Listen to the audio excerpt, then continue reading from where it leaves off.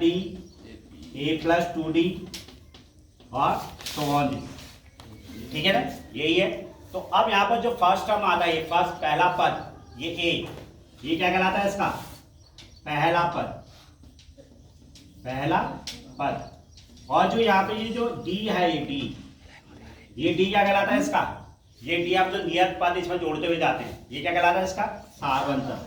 क्या कहलाता है सारवंतर, ठीक है, ये इसका सारवंतर है। और लेकिन हम सारवंतर कैसे निकाल सकते हैं, मैंने बोला ना कैसे निकालते हैं, हमेशा सेकेंड पद में से पहला पद आप घटा देंगे, ठीक है, सेकेंड पद माइनस पहला पद, उल्टा नहीं होगा इसका, यही रहेगा, बाद वाले से पहला वाला टर्म घटेगा, लेकिन तीसरे में से दूसरा घटा दो, ठीक है। अब ये हुआ सारवंतर। अब अगर पहचान आपको कोई श्रेणी दी है, एपी दी है, आप उसका कोई भी टर्म निकाल सकते हैं। अब इस पैटर्न को थोड़ी समझने की कोशिश करो, ठीक है। ये पैटर्न क्या है, देखो ए है पहला वाला, है ना ए, फिर उसके बाद क्या है ए प्लस डी, दूसरे से हमारा डी जुड़ना शुरू हुआ ना, पहले तो कुछ ही जुड़ा है तो दूसरे में डी जुड़ा, तीसरे में फिर 2d हो गया, 2d जुड़ गए, ऐसे चौथे में क्या होगा 3d होगा। तो मेरा कहने का मतलब ये है कि हर एक पद में जो डी जुड़ता है अपने नंबर से एक कम जुड़ता है। दूसरे में एक डी जुड़ा, दूसरा था एक कम जुड़ा ना, तीसरे में 2 जुड़े जबकि तीसरा पद है, और चौथे में क्या जुड़ेंगे 3 जुड़ेंगे ना।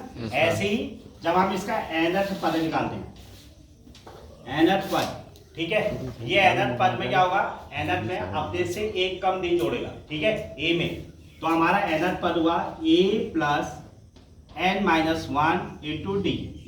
ये तो सब में आया है ना, लेकिन a आएगा और nth है तो एक कम करा जाता है, ठीक है। अगर 10वां है तो 9 लिखेंगे आप, 11 है तो 10 लिखेंगे, तो हमेशा अपने नंबर से एक कम डी जुड़ता है इसमें, ठीक है, क्योंकि ये सीरीज के पैटर्न के हिसाब से बताया जाता है, ठीक है।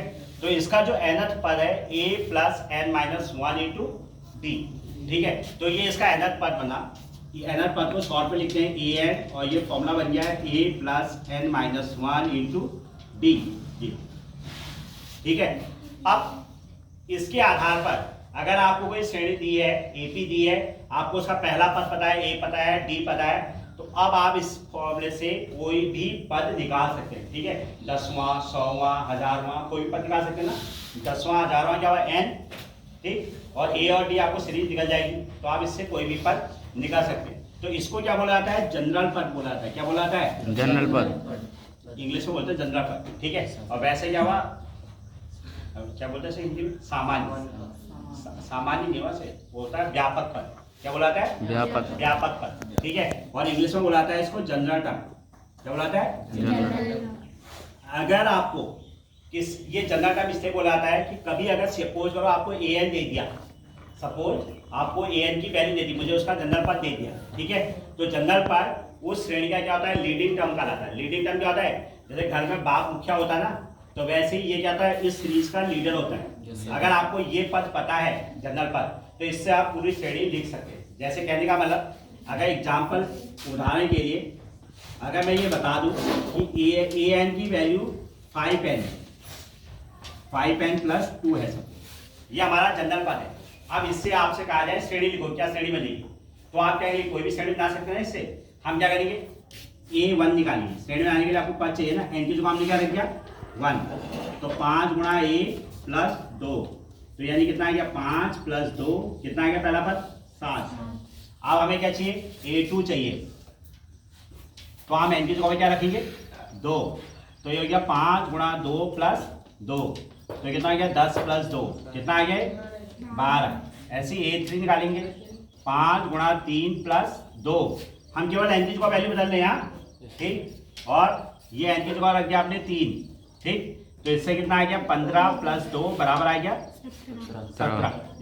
तो हमारी जो श्रेणी है वो क्या आ गई, ये आ गई 7, 12, 17, 16। देखो, तो इसका मतलब जनरल पद अगर आपको पता है तो आप पूरी श्रेणी को लिख सकते हैं, लिख सकते हैं, लिख सकते हैं। तो इसलिए इसको क्या बोलाता है, लीडिंग टर्म बोलाता है इंग्लिश में। लीडिंग टर्म होता है जो किसी भी, जैसे भेड़ होती है ना, एक मेन भेड़ होती है, कभी तुम्हें भेड़ों का झुंड जाते हुए देखा रोड के किनारे में, कभी नहीं बिखरते हो, क्योंकि उसको जो मेन लीडर जो होता है ना भेड़, वो जाता है आगे से सीधे सीधे, और बाकी सीरीज जो है उसके पीछे पीछे अपने आप जाती है।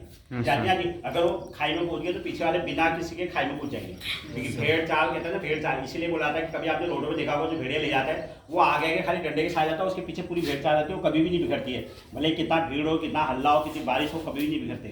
तो इसीलिए उसे कहा जाता है भेड़ चाल, ठीक है। और वैसे ही ये होता है, ये लीडर टर्म हुआ, ये अगर आपको पता है तो ये पूरी सीरीज को, जो पूरी श्रेणी को है उस सीरीज को क्या कर देगा, जनरेट कर देगा। जनरेट करके होता है मतलब बना देगा पूरा, ठीक है। तो इसीलिए इसको बुलाता है लीडिंग टर्म। क्या बुलाता है? लीडिंग टर्म, ठीक है, व्यापक नाम है। तो फॉर्मूला जब कभी आपको एनर टर्म निकालना होगा तो आप ऐसे निकालेंगे, ठीक है। अब इस एनर टर्म को हम, आपको पता है किसी श्रेणी में केवल कुल पद कितने हैं, कुल पद n है, कुल पद कितने हैं, n है, कुल पद बराबर है n, ठीक। तो यही चीज क्या कराता है, इसका अंतिम पद निकालना है, अंतिम पद, ठीक है। अंतिम पद, जैसा आपको पता है कि इसका शुरुआत यहाँ से हो रही है और खत्म यहाँ पर क्या कहाँ पर होगा, ठीक है। आपको पता है कि इसमें 100 का मान है, जब हम लाइन लगाते हैं ना, हम बोलते हैं एक लाइन में 20 बच्चे आए, तो लास्ट में कौन सा बच्चा खड़ा है, ठीक है। तो यहाँ पर कौन सा पद आएगा लास्ट में, ठीक है। तो उसको क्या बोलेंगे, अंतिम पद। और अंतिम पद को यहाँ पर रिप्रेजेंट करते हैं एल से। एल का मतलब होता है लास्ट टर्म, एल का मतलब क्या होता है, लास्ट टर्म, एल मतलब लास्ट होता है ना, तो लास्ट टर्म के लिए एल लिखा जाता है। और एल बराबर भी यही होता है, a plus N minus 1 into D. अगर कोई पूछे अंतिम पद का फॉर्मूला क्या है, तो इसी एल को एल बोल दिया जाता है और तब भी यही फॉर्मूला होता है, ठीक। अब हो गया वही है सर। अब जब आपको ये लास्ट पद हो गया, अब एक तरीका होता है उल्टा गिनना।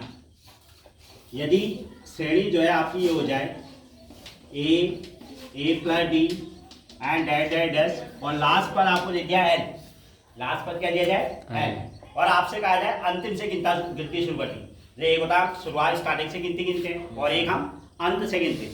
अब मैं कहूँ कि अंत से तीसरा पद, अंत से तीसरा मतलब इसको पहला मान के गिनेंगे तो इसके बाद तीसरा पद क्या है, ठीक है। जब कभी अंत से निकालेंगे, अंत से nth पद, अंत से उल्टी गिनती हो रही है यहाँ पर, अंत से nth पद, तब ये फॉर्मूला बन जाता है an इक्वल टू क्या बन जाएगा, l पहला पद बन जाएगा, a की जगह l, और ये सीरीज जो है अगर बढ़ रही है तो d की वैल्यू माइनस हो जाती है, तो यहाँ बीच में माइनस आता है n माइनस 1 इंटू डी, ठीक है। an equal to l minus n minus 1 into D, ठीक। अब आज मैं जो है आपको इन्हीं फॉर्मूला बेस बता रहा हूँ क्वेश्चन। तो फॉर्मूला एक ही है ये, और एक दूसरा होगा अंत से एनथ, ठीक है। इन्हीं दो फॉर्मूला पे बेस होकर बता रहे हैं आज एक, ठीक है। अब करना, चलो देखो एक्सरसाइज वो टू फाइंड द 5 इस टेबल में आपको ए दिया है, ठीक है। ये दोनों ए दिया है, डी दिया है, एन दिया है, A N, A D N और ए एन, जिस फॉर्मूले जो यूज हो रहे हैं सब दिए, ए दिया है, डी दिया है, एन दिया है और ए एन। 7 5 नीचे करके बोलना, पहला में क्या दिया 3 8 और ये डैश, दूसरे में माइनस 18 डैश 10 फिर 0, अगला डैश माइनस 3 18 माइनस 5, अगला माइनस 18 पॉइंट इसी में सर 18 के आगे कितना दिया है, माइनस 18.9, 0.9, ठीक है। 18.9 25 2.5, फिर एक ही डैश होगा, डैश 3.6, अगला क्या है 5 3.5 0 10.5, ये गलत देखा है, 10.5 तो हो ही सकता है, एन है वो, एन की वैल्यू डैश पॉइंट में भी नेगेटिव कहीं नहीं होगी, और ये डैश होगा ना, एक ही लगना है, जो मिस होगा उसको छोड़ देना और उसी को आपको निकालना, ठीक है। तो मैं पहले वाले क्वेश्चन बता रहा हूँ, पहला वाले में क्या देखो फॉर्मूला लगेगा A N equal to A plus N minus 1 into D. अब इसमें देखो ए एन है, ए है, एन है, डी है, ठीक है। 1 2 3 4 टर्म है ना, इन चार में से कोई 3 आपको दिए हैं, ठीक है, और जो मिस होगा उसको आपको निकालना है, ठीक है, जो गैप होगा ए एन निकालना है, तो ए एन की जगह ए एन लिखो, जो निकालना है उसको ऐसे रखेंगे। ए कितना दिया है 7, ए की जगह लिख दो 7, एन की वैल्यू कितनी है, एन की वैल्यू है 8, तो 8 - 1, और डी कितना है 3, तो डी की जगह आ गया 3, है ना ऐसे। तो ये कितना आ गया 7 + 8 में से 1 गया 7, 7 × 3 हो गया, ये गुणा होंगे, तो 7 + 21, और आंसर कितना आ गया 28। तो यहाँ पे कितना आ जाएगा आपका 28, ये आ गया, आएगा। ऐसे आप बाकी होमवर्क करके लाएंगे, ठीक है।